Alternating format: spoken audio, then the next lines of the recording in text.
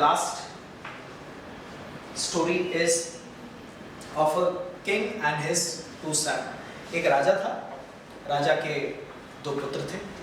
ये दोनों ही पुत्र बलवान, बलशाली, बुद्धिजीवी, दोनों एक से बढ़कर एक, किसी को किसी चीज के अंदर आप तोल नहीं सकते।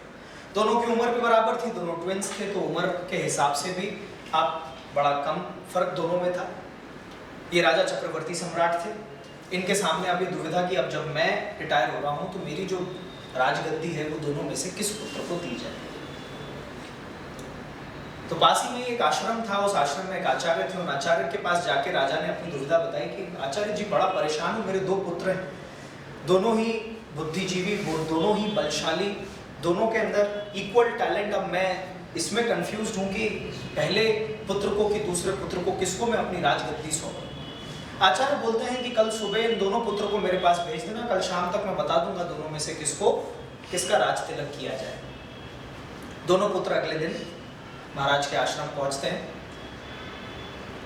आश्रम बहुत विशाल होता है, तो जाते ही बोलते हैं कि दोनों पुत्रों को कि मेरा आश्रम बड़ा विशाल है और इसको घूमने में तुम्हें समय लगेगा, इस कारण से पहले तुम ये मेरा पूरा आश्रम घूम कर आओ, उसके बाद फिर हम आगे की प्रतियोगिता शुरू करेंगे। ये दोनों पुत्र जैसे ही जाने लगते हैं तो वो दोनों पुत्रों को बुलाकर बोलते हैं कि बस एक छोटी सी चीज याद रखना। एक चम्मच तेल से भरी उन दोनों के हाथ में देते हैं और बोलते हैं कि याद रहे कि इस पूरे भ्रमण के दौरान एक बूंद तेल का भी इस चम्मच से नीचे मेरे आश्रम में नहीं गिरना चाहिए। बोलते हैं जो आज्ञा महाराज।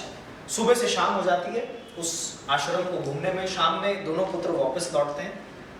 वो पहले पुत्र से बोलते हैं कि हाँ भाई बताओ तुमने क्या देखा। पहला पुत्र बोलता है कि महाराज मैंने कुछ नहीं देखा इस महल में, मेरा सारा ध्यान जो था वो केवल इस तेल पर केंद्रित था और मैं ये गर्व के साथ बोल सकता हूँ कि आपके पूरे आश्रम में एक बूंद तेल का भी मेरी चम्मच से नहीं गिरा। बोलते हैं बहुत खूब। दूसरे पुत्र से बोलते हैं तुम बताओ तुमने क्या देखा। वो बोलता है कि महाराज मैं जैसे ही यहाँ से पलटा तो मैंने देखा कि ये जो बड़े बड़े दरवाजे हैं, इस दरवाजों के ऊपर जो नक्काशियाँ करी गई हैं ये दुनिया के विभिन्न कलाकारों ने आकर करी। मैं इसके बाद जब बाहर गया तो मैंने आपका बागान देखा। उस बागान के अंदर एक सौंधी सी महक जो आ रही थी, मैंने उसको महसूस किया। उसके बाद फिर मैं और आगे गया, मैंने आपके बाग बगीचे बागान देखे। ये मैंने आपकी जो संपन्नता है इस आश्रम की वो देखी। पर महाराज मैंने ये भी महसूस किया कि कुछ पानी पीने का सूत्र कहीं लगाया जाए, क्योंकि कई जानवर पानी ना होने के कारण परेशान भी हो रहे थे। पर महाराज ये सारी प्रोसेस के बीच में, ये सारी प्रक्रिया के बीच में मुझसे कुछ भूल हुई है कि करीब 10-12 बूंद तेल की मैंने आपके आश्रम में गिरा दी। मैं इस तेल को संभाल पूरी तरीके से नहीं पाया, कुछ तेल मेरे पास अभी भी शेष है। वो दोनों पुत्रों को बोलते हैं कि तुम चले जाओ, मैं तुम्हारे पिता को बता दूंगा दोनों में से किसको सम्राट बनाया जाए। अगले दिन दूसरे पुत्र का राज्याभिषेक हो जाता है। राजा आकर उनसे पूछते हैं कि ऐसी क्या प्रतियोगिता कराई, ऐसा क्या मेरे दूसरे पुत्र में सुबह से शाम में देख लिया जो मैं बचपन से इनको देख रहा हूँ। पिछले 6 वर्ष से मैं ये दुविधा में हूँ कि किसको राजा बनाया जाए, जो मैं 6 वर्ष में नहीं देख पाया। इनको जिनको मैं पिछले 30 वर्ष से जानता हूँ मैं वो नहीं देख पाया जो आपने मात्र 4 घंटे में देख लिया। तो बताते हैं मैंने ऐसी प्रतियोगिता कराई। तो वही प्रश्न जो आपके दिमाग में, वही राजा बोलते हैं कि महाराज फिर इस हिसाब से तो मेरे पहले पुत्र ने जो आपने बोला था उसको पूरा किया। तो उन्होंने बोला कि निश्चित जो मैंने कहा था वो तुम्हारे पहले पुत्र ने पूरा किया, मगर तुम्हारे दूसरे पुत्र ने अपनी आंखों को खुला रखा। तुम्हारा पहला पुत्र तुम्हारा राजपाट और तुम्हारी तिजोरियों को तो भरने का काम कर सकता है, मगर उस पूरी प्रोसेस के अंदर शायद उसको आसपास हो रहे दुख, दर्द, अच्छा बुरा, संपन्नता नहीं दिखेगी। और वहीं तुम्हारा दूसरा पुत्र, उसने ये परवाह नहीं करी कि 5-10 बूंद तेल के नीचे गिर जाए, मगर उसने आसपास हो रही हलचल, संपन्नता और परेशानियों को देखा। योग्य तुम्हारे दोनों ही पुत्र हैं, मगर दूसरा पुत्र तुम्हारे सल्तनत को, तुम्हारे राज्य को, तुम्हारे लोगों के दुख दर्द को अच्छी तरीके से सुनते हुए राज्य पाठ चलाएगा, जबकि तुम्हारा पहला पुत्र केवल तिजोरी भरने पर काम करेगा। And what a beautiful message we can learn in our life. Our dream, our ambition is just like a oil in the spoon. और हमारा सारा केंद्र केवल इस तेल को बचाने पर है। ये बना लूँ, वो बना लूँ, पैसा और बना लूँ, गाड़ी और बना लूँ, सफलता और कर लूँ, बस हमारा सारा केंद्र उसके ऊपर है। और उसके लिए जो कुछ भी हमें लगता है हम सारी चीज़ों को कर रहे हैं। जबकि हम जीवन से असल में चाहते क्या है? We really want happiness in our life. We really want good friends in our life. We really want to share some good feelings with the near and dear ones. But हम उसको क्यों नहीं कर पा रहे? Because our entire focus is on protecting that 20-40 drop of oil which is there in our spoon, which is a very narrower concept अगर हम हमारे लाइफ में देखें। इस कारण से ना केवल अपने जीवन के अंदर इस तेल को बचाने पर काम करें, इसके साथ साथ कुछ 10-12 बूंदें गिर भी जाए तो इसकी परवाह ना करें, मगर जीवन जीने पर भी अपना ध्यान केंद्रित करें। Commitment is very important in life. और ये कमिटमेंट कैसे आए आपके अंदर डेवलप होगा? कमिटमेंट की अगर हम बात करें तो आज मैं फिर आपको अगर ये चंद्रगुप्त मौर्य की कहानी लेकर जाऊं, राइट? ये चक्रवर्ती सम्राट बन चुके थे, 5 साल हो चुके थे इनको राजपाट संभाले हुए, और इस बीच में चंद्रगुप्त मौर्य के खाने में किसी ने विष मिलाया था, और ये विष की मात्रा बहुत ज्यादा थी। पास ही में ही एक उपचार करने वाले थे, उनको बुलाया गया। उनको बुलाकर जब चिकित्सक ने उनको देखा, इवैल्यूएट किया, तो उन्होंने बोला कि जिस मात्रा का जहर इनके शरीर के अंदर गया हुआ है, 10 से 15 मिनट के अंदर इनके शरीर को कोलैप्स हो जाना चाहिए था। मैं आश्चर्य करता हूं इतनी भारी मात्रा का शरीर इनके शरीर के अंदर दिया गया और उसके बाद भी ये जीवित हैं और 5 से 7 दिन के अंदर ये रिकवर हो जाएंगे। तब कौटिल्य बोलते हैं कि मैं इनको 20 साल से इनके खाने में 2 बूंद जहर का मिलाता आ रहा हूं, क्योंकि मुझे पता था कि जब ये चक्रवर्ती सम्राट बनेंगे तो इनको मारने का प्रयास किया जाएगा। वो आचार्य बोलते हैं कि ये बकरी चराने वाले का लड़का था, 14 साल का। आप इतना कंफर्म थे कि मैं इसको चक्रवर्ती सम्राट बना लूंगा? तो उन्होंने बोला यस, जब पहले दिन मैंने इसको अपने पास ट्रेनिंग पे लिया था, चक्रवर्ती सम्राट तो ये उस दिन ही बन चुका था, समय लगना था बस। और मैंने इसकी सारी तैयारी एक चक्रवर्ती सम्राट की तरह ही करी है। ना केवल ये, और इसके अतिरिक्त भी इसका खान पान, सोच, हर चीज को मैंने एक चक्रवर्ती सम्राट की तरह किया है। आप अंदाजा लगा सकते हैं उस व्यक्ति का कॉन्फिडेंस किस लेवल पे होगा कि एक 14 साल का बालक पहले दिन से उसके खाने में जहर मिला रहे हैं, इस विश्वास के साथ कि एक दिन चक्रवर्ती सम्राट बनेगा तो इसको मारने की साजिश करी जाएगी, तब जब जहर खिलाया जाए तो इसके शरीर पचा ले।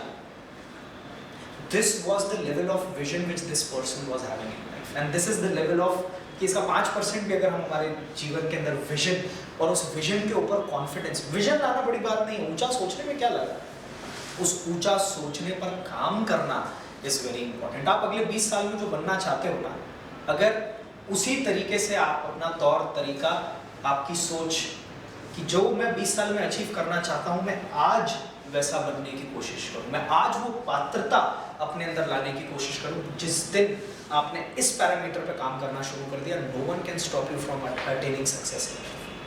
धीरूभाई अंबानी की कहानी। धीरूभाई अंबानी बोलते हैं कि जब मैं पेट्रोल फिलिंग स्टेशन में काम करता था, मेरी जेब में रिलायंस इंडस्ट्री बन चुकी थी। तो लोगों ने पूछा कैसे? उन्होंने बोला मैं अपनी डायरी में लिखता था, जब मैं 8,000 रुपये की नौकरी करता था तब मैं अपनी डायरी के अंदर लिखता था कि सन 2005 में मैं इस इंडस्ट्री के अंदर इतना पैसा इन्वेस्ट करूंगा, 2006 के अंदर मैं पेट्रोकेमिकल में जाऊंगा, 2007 के अंदर मैं टेलीकॉम लॉन्च करूंगा, 2008 के अंदर मैं अपना फोन लॉन्च करूंगा, 2009 के अंदर मैं ये करूंगा, 2010 में, अगले 20 साल की प्लानिंग। और उन्होंने बोला कि 1-2 से 4 महीने भी ऊपर नहीं हुए, मैंने अपनी डायरी पे जब जो जिस साल लिखा था और जितना पैसा लिखा था, मैंने उतना पैसा अपनी इंडस्ट्री में इन्वेस्ट किया और मैंने 40,000 करोड़ का एम्पायर क्रिएट कर दिया। नेपोलियन बोनापार्ट का एक युद्ध बड़ा फेमस है, जिसके अंदर एक जगह नेपोलियन बोनापार्ट के पास मात्र 300 सैनिक होते हैं और दूसरी जगह 18,000 सैनिक युद्ध करने आते हैं। कौन जीतेगा? 18,000 सैनिक जिसके पास है, निश्चित हमें देख के लगता है वही जीतेगा। ये युद्ध कितनी देर तक चलना चाहिए? 10-15 मिनट, 5 मिनट तक ये युद्ध चला, पर जीत हुई उसकी जिसके पास 300 सैनिक थे। Napoleon Bonaparte won this battle, 18,000 सैनिकों को हरा दिया, right, and he won this battle। जब बाद में नेपोलियन बोनापार्ट से पूछा गया तो नेपोलियन बोनापार्ट ने वो लाइन बोली जो कई किताबों की टैगलाइन बनी और कई पीएचडी और कई किताबें उसके ऊपर लिख दी। The biggest battle is first won in the mind. बड़े युद्ध पहले दिमाग में जीते जाते हैं। नेपोलियन बोनापार्ट ने बोला कि मेरी 300 लोगों की सेना थी जिसमें से 299 ही मान चुके थे कि अब तो क्या ही जीतेंगे। वो बोले अकेला मैं था जो जश्न मना रहा था। सब लोगों ने बोला कि भाई मरने जा रहे हो, 18,000 सैनिक सामने, 5 मिनट नहीं टिक पाओगे। बोले मैं जश्न मना रहा था, पहले मैंने 5 मिनट नाचा, मैंने जो मेरे जहाज पर मौजूद अच्छे लजीज पकवान थे मैंने वो खाए, जश्न मनाया, गीत चलाया, मैंने बोला जीत तो मैं चुका हूँ, दिमाग में मैं युद्ध तो जीत चुका हूँ।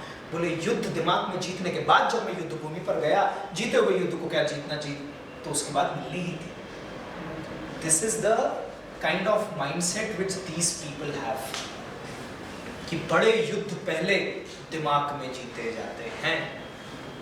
The biggest battle are first won in your mind and then on the battlefield. युद्ध में जाने से पहले अपने आप को इस तरीके से प्रिपेयर करें, वो छवि दिखाएं, वो जश्न पहले ही बना लें कि आप विक्टोरियस हैं। द मोमेंट आपने आपके माइंड को वो सक्सेस का फ्लेवर दे दिया, अब आपका दिमाग कुछ भी करेगा उस सफलता को पाने के लिए।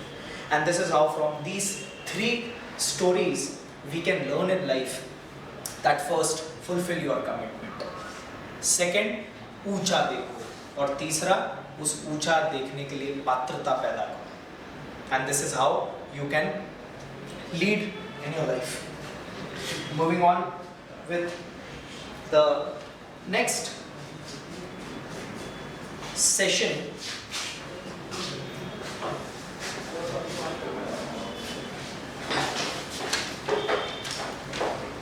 and that is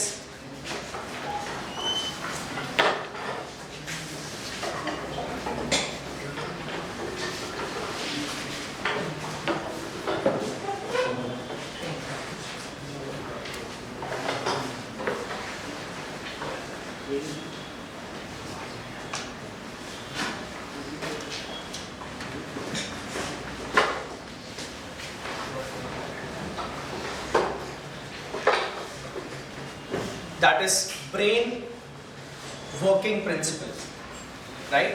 I think हम लोगों ने इसके ऊपर इससे पहले भी डिस्कशन किया था।